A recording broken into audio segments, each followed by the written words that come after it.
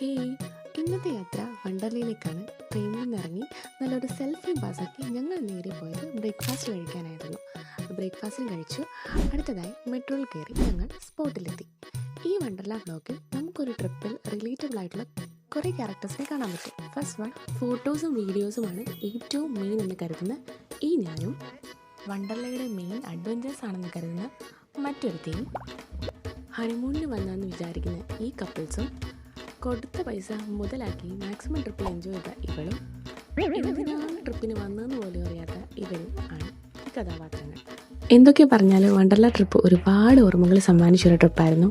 Adventures പോലെ തന്നെ നമുക്ക് കുറേ എൻജോയ് ചെയ്തു. നമ്മൾ അഡ്വഞ്ചേഴ്സ് ആക്ടിവിറ്റിയെക്കാട്ടിലും നമുക്ക് കൂടുതൽ ഇഷ്ടപ്പെട്ടത് വാട്ടർ റൈഡുകൾ തന്നെയായിരുന്നു.